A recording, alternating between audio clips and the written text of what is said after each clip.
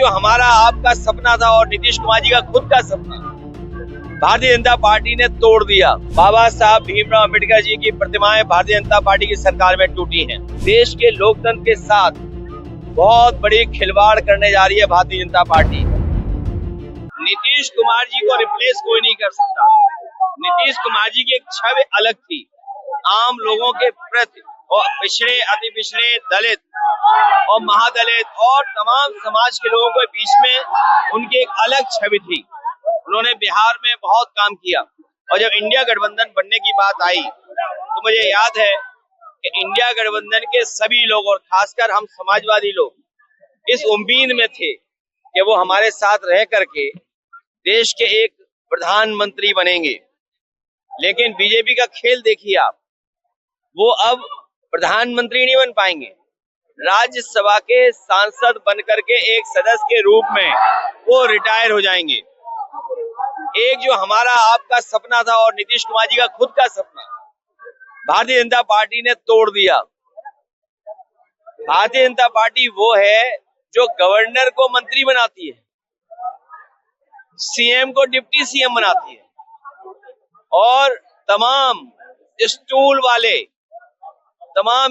वाले deputy CM बनते हैं और उन्हें 2 टके का काम भी नहीं देते हैं और तस्वीर लगा करके और हटा करके न जाने किसको संदेश देते हैं कि कौन 2 कौड़ी का है।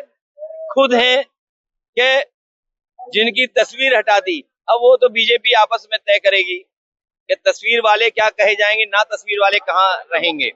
लेकिन उससे बड़ा देश के लोकतंत्र के साथ बहुत बड़ी खिलवाड़ करने जा रही है भारतीय जनता पार्टी। हम सब देश के लोग सेंसस चाहते थे, जनगणना चाहते थे।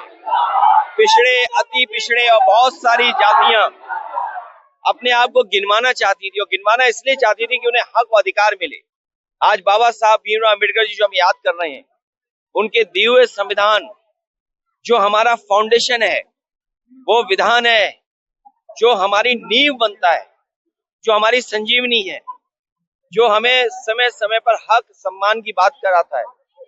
उसी दिन जब बाबा साहब को हम लोग याद कर रहे हैं तो जो षड्यंत्र रचा जा रहा है कि महिला आरक्षण को लेकर के हम सब पक्ष में हैं, लेकिन ये जल्दीबाजी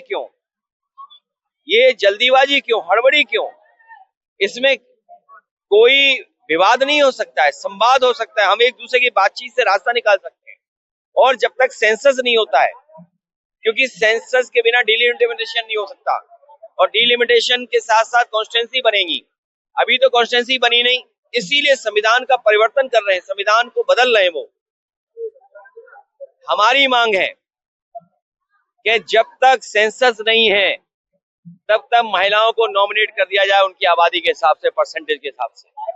जब एमएलसी बनते हैं, राज्यसभा बनते हैं, प्रोपोर्शनल रिप्रेजेंटेशन हो सकता है। उनका रिप्रेजेंटेशन कराने के लिए और कोई दूसरी व्यवस्था भी हो सकती है, तो व्यवस्था बनानी चाहिए। सेंसस, डिलिमिटेशन, फिर आरक्षण।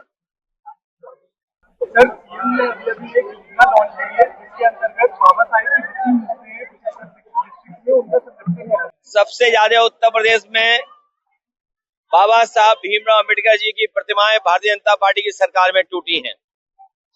पूरा हिसाब किताब लगाओगे, बड़े पैमाने पे प्रतिमाएं टूटी हैं। तोड़ने वाले ही प्रतिमाओं पे छतरी लगा रहे हैं और छतरी इसलिए लगा रहे हैं कि चुनाव में बच जाएं। लेकिन हमारे बाबा साहब भीमराव अम्बेडकर जी के रास्ते पे चलने वाले लोग, डॉक्टर राम मनोहर लोहिया के रास्ते पे चलने वाले लोग, नेताजी का संघर्ष के साथ देने वाले लोग और पीडीए के लोग सामाजिक न्याय के राज की स्थापना करेंगे। उसके लिए चाहे साल लगे चाहे सदी, हम लोग आगे बढ़कर के काम करेंगे।